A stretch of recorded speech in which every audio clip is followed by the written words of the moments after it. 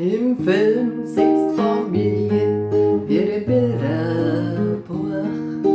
Alle verstehen sie so richtig gut, doch das ist nicht das echte Leben, weil bei dir und bei mir, da schaut's oft anders aus, da ist Familie oft der Graus. Da schaut's oft anders aus, da ist Familie oft der Graus. Wenn's damit was nicht gut geht, dann musst was dagegen tun. Und das kannst nur du, ganz allein. Wenn's damit was nicht gut geht, dann schmeiß es aus deinem Leben. Lass es einfach gehen. Einfach gehen. Wenn's damit was nicht gut geht, ist es schade um die Zeit, weil mit jedem Tag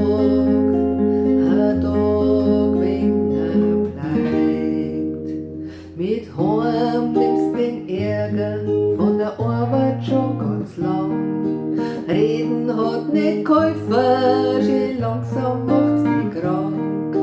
Du hast am Tag keine Freude mehr und weißt es auch nicht ganz gewiss. So kann es nicht bleiben, wie es jetzt grad ist. So kann es nicht bleiben, wie es jetzt grad ist. Wenn's damit was nicht gut geht, dann musst du was dagegen tun. Und das kannst nur du, ganz allein. Wenn's damit was nicht gut geht, dann schmeiß es aus deinem Leben. Lass es einfach gehen. Einfach gehen.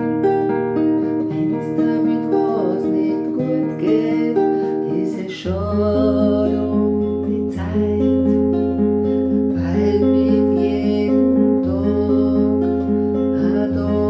weniger bleibt.